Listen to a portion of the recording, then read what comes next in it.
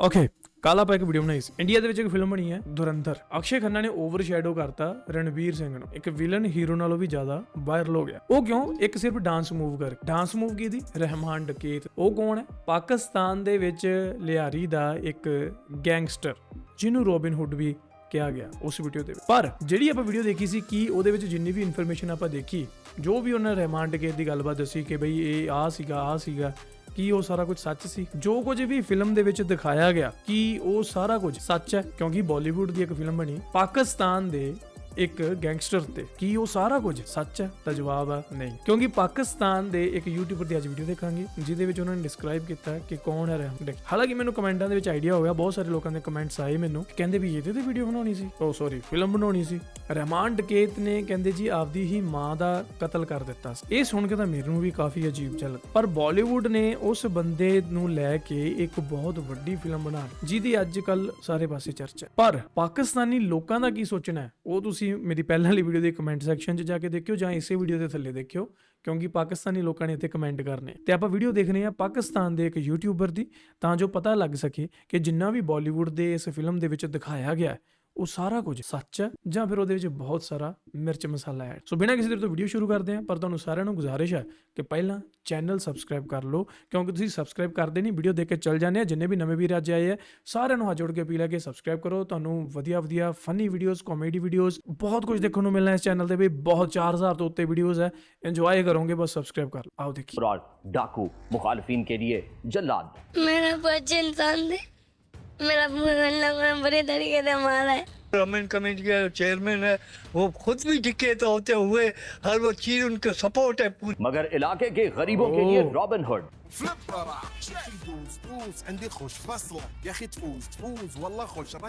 Gang war अपनी मौजूदा शक्ल में दादल शेरू गैंग और कालानाग गैंग की नई पीढ़ी के साथ दाखिल हुई। रहमान बलोच के वालिद दाद मोहम्मद उर्फ दादल की 3 शादियां थी। रहमान बलोच दाद मोहम्मद की दूसरी चहेती बीवी की औलाद था। जराइम की सल्तनत रहमान बलोच को वालिद और चचा की विरासत में मिली। अच्छा, रहमान बलोच है ना, बल्कि यूं कहें कि इसकी आंख ही दहशत और वहशत की नगरी में खुली तो गलत ना होगा। पैदाइशी नाम अब्दुर्रहमान बलोच, जराइम की दुनिया में एंट्री दी तो रहमान डकैत के नाम से मशहूरी हुई। सियासत में कदम जमाए तो सरदार अब्दुर्रहमान बलोच कहलवाना शुरू किया। अब्दुर्रहमान अलमारूफ सरदार अब्दुर्रहमान बलोच उर्फ रहमान डकैत की शख्सियत भी नामों की तरह मुख्तलिफ पहलुओं में तकसीम थी। वहशत और दरिंदगी का खेल खेलने वाले रहमान डकैत को अमीरों से दौलत लूटकर गरीबों में बांटने वाले की वजह से लियारी के बहुत से लोग अपना हमदर्द और मसीहा समझते थे। भाई था, छोटा बच्चा था, बात अच्छा था, गरीबों का वास्ता बहुत अच्छा था। चौका जैसा बाप जैसा हम लोग का भाई जैसा था। लियारी में अमन खान भाई ने लाया था। पीपल्स पार्टी की कुर्बत के तासुर के साथ पीपल्स अमन कमेटी बनाई तो सियासत पर इतनी कड़ी गिरफ्त रखी कि पूरे लियारी में पीपल्स अमन कमेटी के हिमायत याफ्ता उम्मीदवार, काउंसलर, एमपीए और एमएनएज बनते रहे। पहुंच इतनी हुई कि दावा करने वालों के मुताबिक एक मौके पर पीपल्स पार्टी के सरबरा और सदर मुमलिकत आसिफ अली जरदारी एसएसपी चौधरी असलम को ताकीद की कि रहमान डकैत गिरफ्तार हो गया तो इस पुलिस मुकाबले में मारने की बजाय अदालतों में पेश किया जाए। उस वाक़े पर भी दोबारा बात करेंगे। अभी शुरू से शुरू करते हैं। दोस्तों, लियारी गैंग वॉर के इस किरदार की कहानी जितनी खूनी और खतरनाक है उतनी ही फिल्मी भी है। कुछ सरकारी रिपोर्ट्स के मुताबिक 1976 में पैदा होने वाले रहमान बलोच ने 13 साल की उम्र में ही जराइम की दुनिया में कदम रखा था। रहमान के वालिद 4 भाई थे, दाद मोहम्मद दादल, शेर मोहम्मद शेरू, बैक मोहम्मद बैकल और ताज मोहम्मद। दोस्तों, इनमें दादल और शेरू का जिक्र हम लियारी गैंग वॉर के आगाज वाली वीडियो में कर चुके हैं। जिस्म फरोशी के धंधे में दलाली, बदमाशी का सफर भी आपको बता चुके हैं। इसके लिए आप लियारी गैंग वॉर पर दुनिया एक्सप्लेनर की पहली वीडियो देख सकते हैं, लिंक डिस्क्रिप्शन में और पिन कमेंट में डाल दिया गया है। तो दोस्तों, रहमान के वालिद दादल ने लियारी में कई फलाही काम भी किए। बच्चों के लिए लाइब्रेरीज, बुजुर्गों के लिए ईदगाह, खवातीन के लिए सिलाई कढ़ाई का मरकज और नौजवानों के लिए ओके। लेकिन ਕੱਲ ਜਿਹੜੀ ਵੀਡੀਓ ਦੇ ਥੱਲੇ ਕਮੈਂਟ ਆਏ ਆ ਬਈ ਕਹਿੰਦੇ ਇਹ ਤਾਂ ਗਲੀ ਦਾ ਇੱਕ ਆਮ ਜਿਹਾ ਕਹਿੰਦੇ ਗੁੰਡਾ ਸੀਗਾ, ਨਸ਼ਾ ਵੇਚਦਾ ਸੀ, ਕਹਿੰਦੇ ਉਹਦੇ ਤੇ ਫਿਲਮ ਬਣਾਤੀ ਬਾਲੀਵੁੱਡ ਵਾਲਿਆਂ ਨੇ। ओके, ऐसे तो कहानी सारी भाई इंटरेस्टिंग हो रही है। बॉक्सिंग क्लब भी बनाए। यूं समझिए कि रहमान बलोच जराइम और फराही कामों में अपने वालिद दादल की ही पैरवी कर रहा था। दोस्तों, जिस माहौल में रहमान बलोच परवान चढ़ा उस वक्त लियारी में शेरू दादल ग्रुप मनशियात फरोशी या दीगर जराइम पर इजारादारी नहीं रखता था। यहाँ पर इकबाल उर्फ बाबू डकैत का गिरोह भी करीबी मोहल्ले किलरी में मनशियात के धंधे का बड़ा नेटवर्क था। और तीसरी जानिब था हाजी लालू का गिरोह जो जहानाबाद, शेरशाह कब्रिस्तान, पुराना गोलीमार जैसे इलाकों में पथारेदारी, मनशियात और भत्ते का कारोबार चलाता था, तो लालू के बेटे अरशद पप्पू और यासिर अरफात भी लियारी गैंग वॉर के बड़े नामों में शामिल थे। तो इन ग्रुपों में इलाके काबू करने की लड़ाइयां चलती थी। तो एक ऐसी ही लड़ाई में रहमान का चचा ताज मोहम्मद बाबू गैंग के हाथों मर गया था और इन दो गैंग्स की लड़ाई फिर बहुत लंबी चली। ये भी ना सोचें कि रहमान बलोच को घर वालों ने बंदूक और चर्स गांजा पकड़ा दिया था बचपन में ही कि चल बेटा ठोक दे जिसको ठोकना है और खुलकर चर्स गांजा बेचकर पैसे कमा। उसे एक अच्छे नाम वाले स्कूल भी भेजा गया जिसका नाम था ट्रिनिटी प्राइवेट स्कूल। दोस्तों ये स्कूल एक मिशनरी स्कूल था, यानी क्रिश्चियन चर्चेज और मिशंस के साथ अटैच होते हैं ये स्कूल। तो एजुकेशन बहुत अच्छी होती है उनकी। तो स्कूल अच्छा था मगर इन अब्दुल रहमान बलोच साहब का पढ़ाई में दिल नहीं था, तो छठी क्लास में ही स्कूल छोड़ दिया। तो इसी दौर में उसकी दोस्ती होती है दो भाइयों से जिनके नाम थे रऊफ नाजिम और आरिफ। अब उनके वालिद भी मनशियात ड्रग्स का काम करते थे। तो एक देसी कहावत है, डाक खाना मिलना यानी बैकग्राउंड मैच हो गया तो दोस्ती पक्की हो गई। तो लड़कों ने अपना काम खोल लिया, मतलब खानदानी रिवायत आगे बढ़ाई और गैंग बना जिसका हेड था आरिफ नाजिम। रहमान बलोच बाद में तगड़ा हुआ और उसने गैंग की सरबराही संभाली। इससे पहले रहमान का वालिद दादल मुखालिफ अपने मुखालिफ बाबू डकैत के हाथों कत्ल हो चुका था। तो दोस्तों पुलिस की एक रिपोर्ट में रहमान बलोच ने खुद बताया कि 1992 में इसने मनशियात फरोशी शुरू की आरिफ नाजिम के साथ मिलकर। इस सब में लड़ाइयां भी चल रही थी। रहमान का एक भाई अब्दुल रहीम उर्फ काना पुलिस के हाथों मारा गया। रऊफ और आरिफ के 4 भाई भी लड़ाई झगड़ों में पार हो गए, मगर यह था कि धंधा चल रहा था। वैसे रहमान बलोच की पहली वारदात पुलिस रिकॉर्ड में 1989 में आई जब उसने एक बंदे को छुरियां मारी, लेकिन पहला मर्डर उसने 1992 में ही किया था, यानी ड्रग बिजनेस में एंट्री वाले साल में ही। फिर एक और बड़ा मशहूर कत्ल किया रहमान ने। एक वजीर आला सिंध रहे हैं जाम सादिक, उनके बिजनेस पार्टनर थे सलमान बरोही। तो उनका कत्ल किया था रहमान बलोच ने 1998 में, क्योंकि सलमान बरोही के बेटे पर यह इल्जाम था कि उसने 1988 में रहमान के चचाजाद भाई फतेह मोहम्मद को मारा था। तो दोस्तों पिछली वीडियोस में हमने एक लालू गैंग का भी जिक्र किया था जो रहमान बलोच के वालिद का इत्तेहादी था। लालू और बाबू गैंग की क्योंकि पुरानी दुश्मनी थी और बाबू गैंग ने रहमान के चचा और वालिद को मारा था, तो इसलिए दुश्मन का दुश्मन दोस्त वाला फॉर्मूला चला यहाँ और रहमान बलोच लालू गैंग के साथ काम करने लगा। 1995 में रहमान बलोच का पुलिस से एक मशहूर मुकाबला हुआ था, ਜਿਹੜਾ ਉਹੀ ਫਿਲਮ ਦੇ ਵਿੱਚ ਦਿਖਾਇਆ ਸੀ। ਕੀ ਨਾਂ ਸੀ? ਹਾਜੀ ਲੱਲੂ ਕੇ ਨਾਮ ਲਿਆ ਸੀ ਨਾ ਕੱਲ ਉਹਨਾਂ ਨੇ, ਤੇ ਬਾਅਦ ਵਿੱਚ ਉਹੀ ਉਹਦੇ ਆਪੋਜ਼ਿਟ ਹੋ ਜਾਂਦਾ ਹੈ।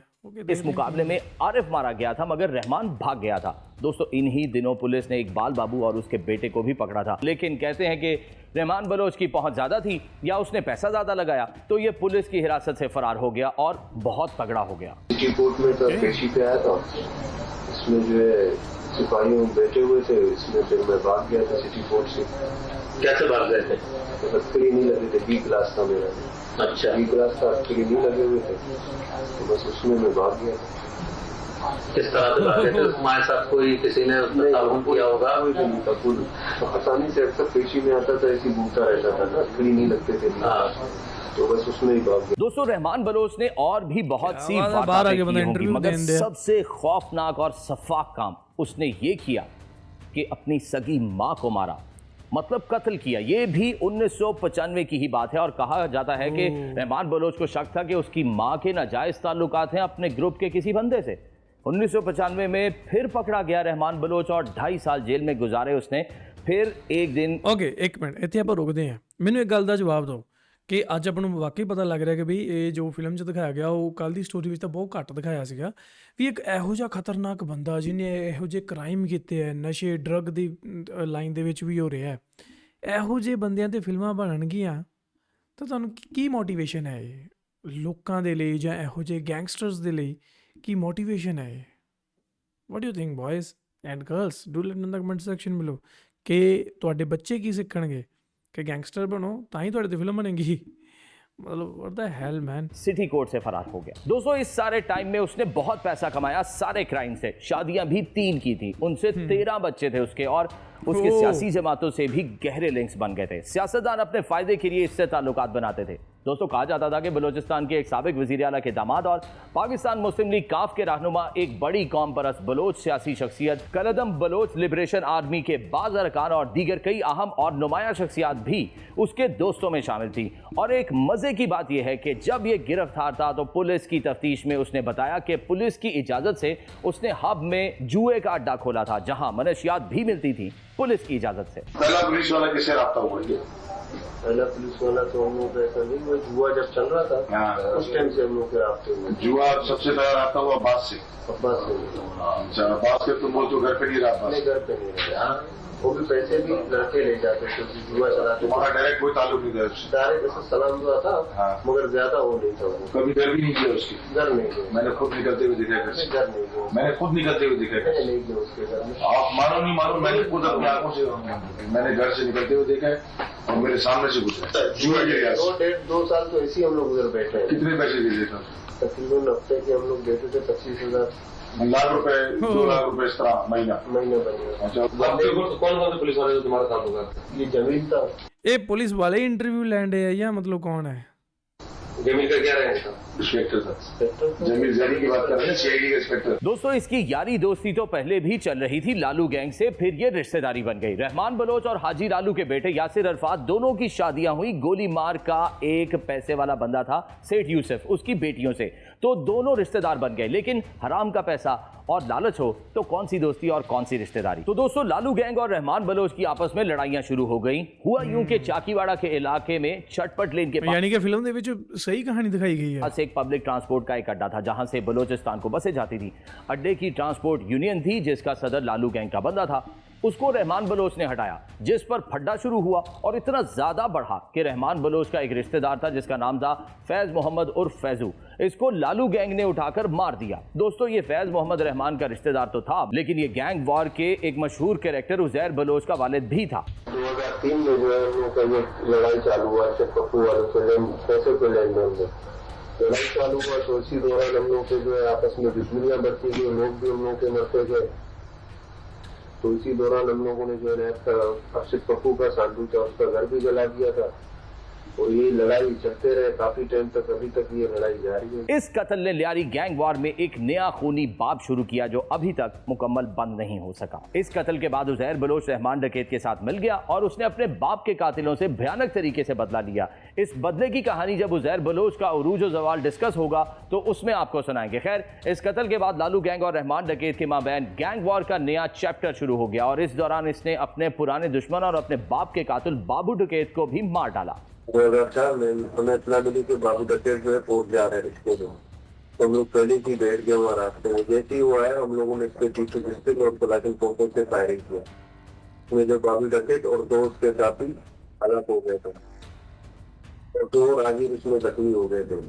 बाद में जो हम लोग भी फरार। लड़ाई में एक तरफ हाजी लालू और उसके बेटे यासिर अरफात और अरशद पप्पू थे, तो दूसरी तरफ रहमान बलोच और इत्तेहादियों में बाबा लाडला, जाहिद शरीफ, फैसल पठान और उजैर बलोच थे। दोस्तों, इस सब में रहमान डकैत ने इतनी दौलत कमा ली थी कि 2006 तक कराची और बलोचिस्तान में 34 दुकानें, 33 घर, 12 प्लॉट्स और 150 एकड़ इसकी मलकियत बन चुके थे। 2006 के बाद इसकी दौलत में मजीद इजाफा हो गया। एक टीवी रिपोर्ट और दीगर अंदाजों के मुताबिक लियारी गैंग वॉर में 3,500 के करीब लोग मारे गए।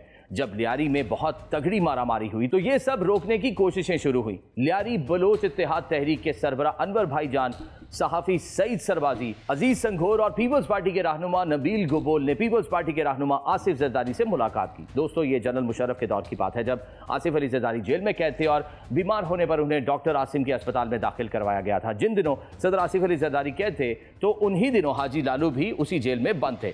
आसिफ अली जरदारी के साथियों ने लालू से बातचीत करने की जिम्मेदारी तो ली, मगर रहमान डकैत की गारंटी लेने के लिए कोई तैयार नहीं था। बलोच इत्तेहाद तहरीक के रहनुमा अनवर भाईजान ने सालिस बनने की जिम्मेदारी ली तो रहमान बलोच ने उन्हें ही कत्ल कर दिया। इल्जाम लगाया कि अनवर भाईजान लालू गैंग की सपोर्ट करते थे। अरशद पप्पू के वाइफ का सरदार मामू अनवर भाईजान, हमारा काफी दुश्मनी था उनसे।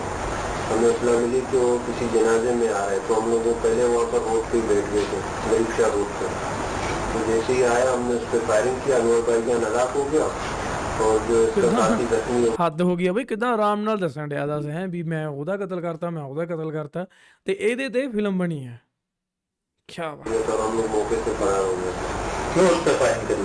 तो जो है पप्पू के वाइफ का कब्जा मामू था और उन लोगों का दुश्मनी था उसमें, तो कंप्लेन करता था खिलाफ ये सारे लेटे वही देखता था। इसके बाद सब पीछे हट गए और रहमान बलोच को रोकने वाला कोई नहीं रहा। इसने खुलकर मुखालिफिन को मारना शुरू किया तो उसके खिलाफ हुकूमती सतह पर लॉबिंग शुरू हो गई। दूसरी तरफ एमक्यूएम और रहमान डकैत के दरमियान इलाकों पर कंट्रोल के लिए लड़ाइयां शुरू हुई तो एमक्यूएम जो जनरल मुशर्रफ की इत्तेहादी थी उसने मुतालबा शुरू किया कि रहमान डकैत को कंट्रोल किया जाए। इस दौरान रहमान डकैत की पीपल्स पार्टी से कुर्बत बरकरार रही बल्कि मजीद बढ़ गई। इसका बड़ा सबूत मोहतरमा बेनजीर भुट्टो की पाकिस्तान वापसी पर होने वाला वाकया है। 18 अक्टूबर 2007 को ਅੱਛਾ ਯਾਰ ਸਟੋਰੀ ਤਾਂ ਲਗਭਗ ਬਿਲਕੁਲ ਸਹੀ ਹੈ, ਉਹੀ ਦੱਸੀ ਹੈ ਇਹਨਾਂ ਨੇ। ਮਤਲਬ ਹੁਣ ਇਹ ਉਹਦੀ ਜਾਨ ਬਚਾਏਗਾ ਜਦੋਂ ਇੱਕ इंसिडेंट होएगा बेनजीर ना। भुट्टो साहिबा पाकिस्तान आई तो इस्तकबाली जुलूस में बम धमाके हुए, 200 अफराद इस धमाके में मारे गए। बीबी इन बम धमाकों से तो महफूज रही मगर उनका मुहाफिज काफिला बुरी तरह मुतासिर हुआ। तो उस वक्त बीबी को उस मकाम से बिलावल हाउस तक पहुंचाने की जिम्मेदारी लेने की पुलिस समेत किसी भी इदारे में भी अहलियत नजर नहीं आ रही थी। उस वक्त ये जिम्मेदारी उठाने वाला सिर्फ एक शख्स रहमान बलोच था जिस पर मोहतरमा और पीपी की क़यादत को एतमाद भी था। तो रहमान बलोच ने मोहतरमा बेनजीर को अपनी सिक्योरिटी में बाहिफाजत बिलावल हाउस तक पहुंचाया। वैसे इस बात की पीपी रहनुमा नबील गबोल तरदीद करते हैं, लेकिन पीपल्स पार्टी की सिंध हुकूमत के दौर में उस वक्त के वजीर दाखिला जुल्फिकार मिर्जा की रहमान बलोच के साथ तस्वीर भी मीडिया की जीनत बनती रही।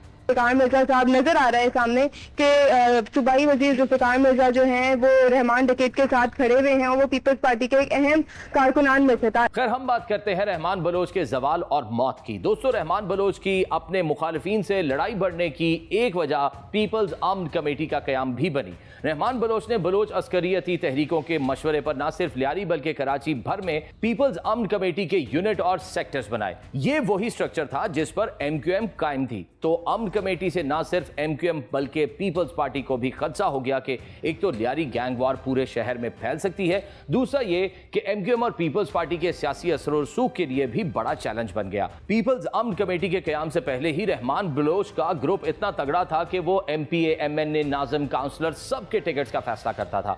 फिर उन अरकान से रहमान बलोच इलाके के लिए नौकरियों और तरक्याती कामों का भी मुतालबा करते थे। कहा जाता है कि ऐसा मशहूर केस ਮੈਨੂੰ ਕੱਲ ਦੀ ਵੀਡੀਓ ਥੱਲੇ ਕਮੈਂਟ ਆਏ ਸੀ ਲੋਕਾਂ ਦੇ, ਕਹਿੰਦੇ ਜੀ ਇਹ ਤਾਂ ਇੱਕ ਗਲੀ ਦਾ ਆਮ ਜਿਹਾ ਗੁੰਡਾ ਸੀਗਾ ਕਿ ਨਸ਼ੇ ਵੇਚਦਾ ਸੀ, ਪਰ ਇਹ ਵੀਡੀਓ ਵੀ ਪਾਕਿस्तान ਤੋਂ ਹੀ ਆਪਾਂ ਦੇਖ ਰਹੇ ਹਾਂ भाई। नबील गबोल का है कि जब वो लियारी से एमएनए थे तो उस वक्त इल्जाम लगा कि लियारी की नौकरियां दूसरे इलाकों के लोगों को बेची जा रही हैं। इस पर रहमान बलोच ने नबील गबोल के इलाके में दाखिले पर पाबंदी लगा दी, मगर नबील गबोल इस बात की तरदीद करते हैं। चैलेंज किया कि जी सुना है आप लियारी नहीं आ सकते, आप लियारी के एमएनए हो।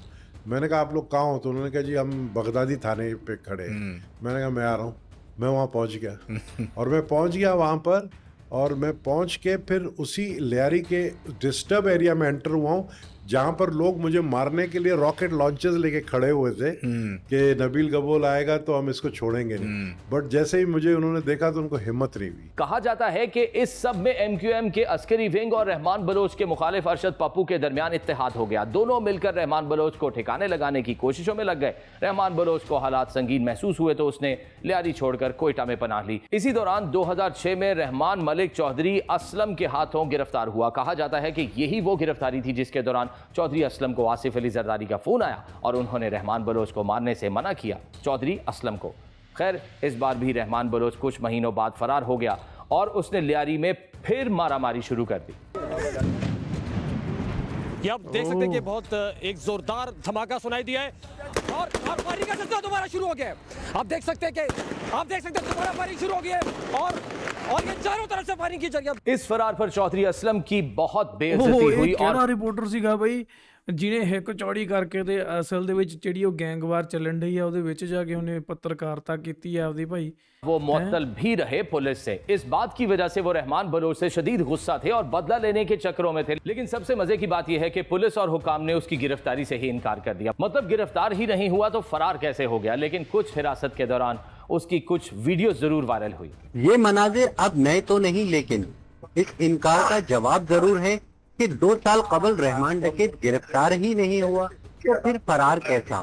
पुलिस ड्राइंग रूम में पुलिस की मेहमान नवाजी के मजे लूटने वाला ये शख्स ही रहमान डकैत है। इस सब में रहमान बलोच से वो गलती भी हुई जिसने उसे मौत के मुंह तक पहुंचा दिया। लियारी में रहमान बलोच का हिमायत याफ्ता मलिक फयाज और किमाड़ी में मुस्लिम लीग नून के हुमायूं खान पीपल्स पार्टी के उम्मीदवारों को हराकर टाउन नाजिम बने थे। कहा जाता है कि जब पीपल्स पार्टी की हुकूमत बनी तो सदर आसिफ अली जरदारी ने रहमान बलोच को पैगाम पहुंचाया कि इन दोनों को हटाकर पीपल्स पार्टी का नाजिम मुकर्रर किया जाए। रहमान बलोच ने दोनों नाजिमीन से इस्तीफा मांग लिया। मलिक फयाज ने तो इस्तीफा दे दिया, मगर किमाड़ी के नाजिम हुमायूं खान ने बलोच कबीले के सरदार सनाउल्लाह ज़ाहरी से मदद मांगी। इस पर रहमान बलोच ने किमाड़ी के कुछ नायब नाजिमों को अगवा करके उनके जरिए हुमायूं खान के खिलाफ तहरीक अदम एतमाद पेश करवा दी, जिस पर सदर आसिफ अली जरदारी ने हुमायूं खान के खिलाफ तहरीक वापस लेने का कहा, मगर रहमान बलोच ने उनकी बात ना मानी। दोस्तों, हुमायूं खान का ओहदा तो किसी ना किसी तरह बचा लिया गया, मगर उसके बाद सदर आसिफ अली जरदारी रहमान बलोच से मुस्तकिल नाराज हो गए और कहा कि अब रहमान जाने और उसका काम जाने। ये दोस्तों और दुश्मनों सब के लिए सिग्नल था कि रहमान बलोच अब किसी की प्रोटेक्शन में नहीं है। दोस्तों, जब तगड़ा हाथ सर से हटा तो रहमान बलोच तीन तरफ से निशाने पर आ गया, MQM, पीपल्स पार्टी और पुलिस। चौधरी असलम को भी पिछले फरार के बाद रहमान बलोच पर काफी गुस्सा था। ग्रीन सिग्नल मिला तो चौधरी असलम ने रहमान बलोच को ढूंढना शुरू कर दिया। यहां दिन आ गया रहमान बलोच के मारे जाने का। तो दोस्तों, किस्सा यहां थोड़ा शॉर्ट करके बताते हैं कि खतरा बढ़ा तो रहमान बलोच 9 अगस्त 2009 को लियारी से फरार होकर बलोचिस्तान की हुदूद में पहुंच गया, मगर फिर वो क्या मशहूर कहावत है कि रोटी बंदा खा जाती है, यहां यह कहावत सच हो गई। तो जब ऊपर से ऑर्डर्स आए तो एजेंसियां रहमान बलोच और उसके साथियों के साथ साथ उनके घर वालों के मोबाइल भी ट्रेस कर रही थी। रहमान का एक साथी नज़ीर बलोच अपनी बीवी को फ़ोन करके पसंदीदा खाने बनाने की फरमाइश करता है और इस तरह रोटी के चक्कर में रहमान बलोच और उनके साथी खुद शिकार हो जाते हैं। कंफर्मेशन पर चौधरी असलम और police team Gwadar coastal highway के 0 पॉइंट पर पहुंच जाती है और रहमान डकैत को घेर लेते हैं। इस खतरे पर के मुल्जिम मज़ाहमत ना करे, पुलिस एहलकार कोस्ट गार्ड की वर्दी पहन लेते हैं और चेकिंग के बहाने रहमान बलोच को पकड़ लिया जाता है। दोस्तों, रहमान और उसके साथियों को नेशनल हाईवे स्टील टाउन के लिंक रोड पर ले जाया जाता है, जहां उसे पुलिस मुकाबले में पार कर दिया जाता है। कराची पुलिस ने ये नहायत एक कामयाब इनकाउंटर किया है, जिसमें रहमान डकैत अपने कुछ साथियों के साथ हिलाक हुआ है। इन्वेस्टिगेशन को ये इतला मिली थी कि कुछ दहशतगर्द जो कि स्टील मिल के इलाके से लिंक रोड से काठोड़ की तरफ आ रहे हैं। पुलिस ने वहाँ पे नाकाबंदी की। इन दहशतगर्दों ने, जो कि 2 गाड़ियों में थे, पुलिस की मोबाइल को देख के पुलिस की मोबाइल पे बरस मारा। जवाबी कार्रवाई से 4 मुल्जमान जख्मी हुए, जिनके ਇਹ ਵੈਸੇ ਨਾ ਪੁਲਿਸ ਵਾਲਿਆਂ ਦੀ ਵੀ ਇਹ ਕਹਾਣੀ ਹੁੰਦੀ ਹੈ ਨਾ ਕਿ ਉਹਨਾਂ ਨੇ ਪਹਿਲਾਂ ਅਟੈਕ ਕੀਤਾ, ਕਿਉਂਕਿ ਜੇਕਰ ਇਹਨਾਂ ਨੇ ਕਿਸੇ ਨੂੰ ਮਾਰਨਾ ਹੋਵੇ ਨਾ ਤੇ ਬਾਈ ਇਹ ਫਿਰ ਵੇਟ ਥੋੜਾ ਕਰਦੇ ਹੁੰਦੇ ਆ, ਸਿੱਧਾ ਇਨਕਾਊਂਟਰ ਕਰਦੇ ਆ ਜਾ ਕੇ। जैसे 3 कलाशनकोव, 1 9mm पिस्टल और 3 ग्रेनेड बरामद हुए।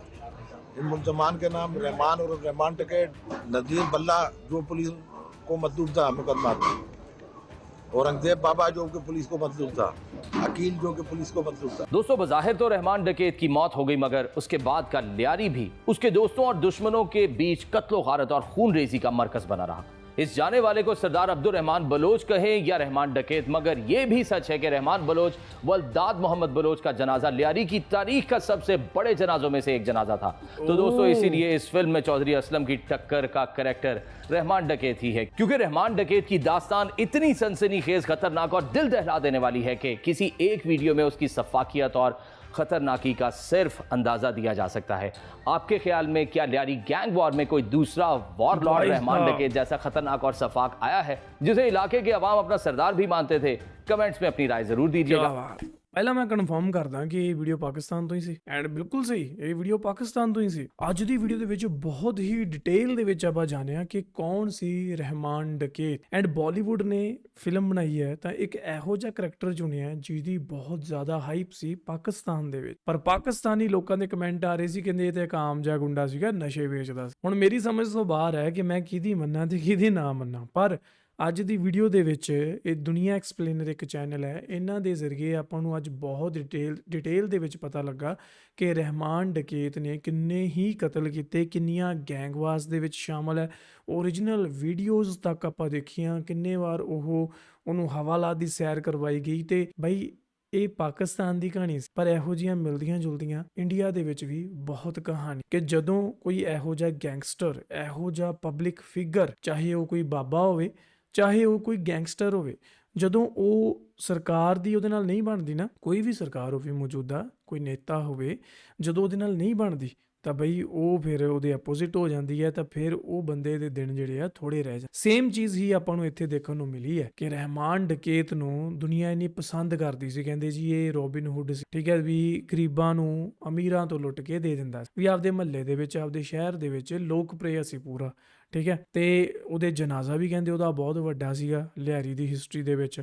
ਤਾਂ ਬਈ ਇਹ ਇੱਕ ਬਹੁਤ ਵੱਡੀ ਗੱਲ ਹੈ ਕਿ ਇੱਕ ਸਾਈਡ ਤਾਂ ਇੱਕ ਬੰਦਾ ਕਿਸੇ ਦਾ ਕਤਲ ਕਰ ਰਿਹਾ, ਠੀਕ ਹੈ, ਇੱਕ ਸਾਈਡ ਉਸੇ ਬੰਦੇ ਨੂੰ ਬਹੁਤ ਹੀ ਉੱਚਾ ਦਰਜਾ ਦਿੱਤਾ ਜਾਂਦਾ ਤੇ ਮੰਨਿਆ ਜਾਂਦਾ ਕਿ ਯਾਰ ਇਹ ਤਾਂ ਬਹੁਤ ਚੰਗਾ ਬੰਦਾ, ਵੀ ਇਹ ਤਾਂ ਗਰੀਬਾਂ ਦੀ ਹੈਲਪ ਵੀ ਕਰਦਾ। ਇਹ ਸੁਸਾਇਟੀ ਦੇ ਵਿੱਚ ਇਸ ਚੀਜ਼ ਨੂੰ ਕੌਣ ਜੱਜ ਕਰੂਗਾ ਕਿ ਇਹੋ ਜਿਹੇ ਕੰਮ ਕਰਨ ਵਾਲਾ ਬੰਦਾ ਚੰਗਾ ਹੈ ਜਾਂ ਮਾੜਾ ਹੈ? ਦੁਨੀਆ ਦੇ ਵਿੱਚ ਬਹੁਤ ਸਾਰੇ ਇਦਾਂ ਦੇ ਬੰਦੇ ਹੈ ਜਿਹੜੇ ਹੋ ਸਕਦਾ ਤੁਹਾਡੇ ਲਈ ਚੰਗੇ ਹੋਣ ਪਰ ਹੋਰ ਕਿਸੇ ਦੇ ਲਈ ਉਹ ਮਾੜੇ ਹੋਣ। ਸੋ ਮੈਂ ਅੱਗੇ ਵੀ ਕਹਿਣਾ ਹੁੰਦਾ ਕਿ ਬੰਦਾ ਚੰਗਾ ਜਾਂ ਮਾੜਾ ਨਹੀਂ ਹੁੰਦਾ, ਸਿਚੁਏਸ਼ਨਸ ਹੁੰਦੀ, ਠੀਕ ਹੈ। ਉਹ ਕਿਸੇ ਸਿਚੁਏਸ਼ਨਸ ਦੇ ਵਿੱਚ ਉਹ ਚੰਗਾ ਹੈ, ਕਿਸੇ ਸਿਚੁਏਸ਼ਨ ਦੇ ਵਿੱਚ ਉਹ ਮਾੜਾ ਹੈ। ਹੁਣ ਫੈਸਲਾ ਤੁਹਾਡਾ ਹੈ, ਤੁਸੀਂ ਕਿਵੇਂ ਦੇਖਦੇ ਹੋ ਇਸ ਪੂਰੇ ਇਨਸੀਡੈਂਟ ਤੇ ਮੈਨੂੰ ਇੱਕ ਥੱਲੇ ਕਮੈਂਟ ਕਰਕੇ ਇਹ ਵੀ ਦੱਸੋ ਕਿ ਕੀ ਤੁਹਾਨੂੰ ਲੱਗਦਾ ਹੈ ਕਿ ਇਹੋ ਜਿਹੇ ਜਿਹੜੇ ਗੈਂਗਸਟਰਸ ਹੈ, ਇਹੋ ਜਿਹੇ ਜਿਹੜੇ ਪਬਲਿਕ ਫਿਗਰ ਹੈ, ਇਹਨਾਂ ਤੇ ਇੰਨੀਆਂ ਵੱਡੀਆਂ ਬਿਗ ਬਜਟ ਵਾਲੀਆਂ ਫਿਲਮਾਂ ਬਣਨੀਆਂ ਚਾਹੀਦੀਆਂ। ਦੇਖੋ ਜਿਹੜੇ ਲੋਕ ਫਿਲਮਾਂ ਬਣਾ ਰਹੇ ਆ ਉਹ ਤਾਂ ਕਹਿਣਗੇ ਕਿਉਂਕਿ ਉਹਨਾਂ ਨੂੰ ਤਾਂ TRP ਮਿਲਣੀ, ਉਹਨਾਂ ਨੂੰ ਵਿਊਜ਼ ਮਿਲਣੇ, ਉਹਨਾਂ ਦੀਆਂ ਟਿਕਟਾਂ ਵਿਕਣੀਆਂ, ਸੋ ਉਹਨਾਂ ਨੂੰ ਇੱਕ ਬਹੁਤ ਬਣੀ ਬਣਾਈ ਇੱਕ ਸਟੋਰੀ ਮਿਲ ਜਾਂਦੀ ਹੈ ਕਿਸੇ ਦੀ ਲਾਈਫ ਤੇ ਫਿਲਮ ਵੀਡੀਓ ਬਣਾਉਣੀ ਹੋਵੇ, ਫਿਲਮ ਬਣਾਉਣੀ ਹੋਵੇ। ਪਰ ਤੁਹਾਡਾ ਕੀ ਮੰਨਣਾ ਹੈ ਕਿ ਕੀ ਇਹੋ ਜਿਹੀਆਂ ਫਿਲਮਾਂ ਬਣਨੀਆਂ ਚਾਹੀਦੀਆਂ? ਕੀ ਇਹ ਪੂਰੀ ਦੁਨੀਆ ਦੇ ਵਿੱਚ ਇੱਕ ਪੋਜ਼ਿਟਿਵ ਮੈਸੇਜ ਸਪਰੈਡ ਕਰਦੀਆਂ ਜਾਂ ਫਿਰ ਇਹ ਜਸਟ ਇੱਕ ਐਂਟਰਟੇਨਮੈਂਟ ਤੱਕ ਹੀ ਤੁਸੀਂ ਇਸ ਚੀਜ਼ ਨੂੰ ਦੇਖਦੇ ਹੋ ਤੇ ਅੱਗੇ ਨਹੀਂ ਕੁਛ ਇਹਦੀ ਚੀਜ਼ ਸੋਚਦੇ? Do let me in the comment section. So ਇਹ ਸੀ ਅੱਜ ਦੀ ਇੱਕ ਵੀਡੀਓ। ਆਈ ਹੋਪ ਕਿ ਤੁਹਾਨੂੰ ਇਹ ਵੀਡੀਓ ਪਸੰਦ ਆਈ ਹੋਣੀ ਹੈ ਤੇ ਜੋ ਆਪਾਂ ਲਾਸਟ ਵੀਡੀਓ ਦੇਖੀ ਸੀ ਲਗਭਗ ਜੋ ਉਸ ਵੀਡੀਓ 'ਚ ਦੱਸਿਆ ਗਿਆ ਸੀ ਉਹ ਵੀ ਉਹਦੇ ਅਕੋਰਡਿੰਗ ਇਹ ਵੀ ਸੱਚ ਹੀ ਸੀ ਤੇ ਉਹ ਵੀ ਸੱਚ। ਸੋ ਬਾਕੀ ਤੁਹਾਨੂੰ ਕੀ ਲੱਗਦਾ ਹੈ ਥੱਲੇ ਕਮੈਂਟ ਕਰਕੇ ਦੱਸਿਓ। ਮਿਲਦੇ ਹਾਂ next video, till then make sure you hit that subscribe.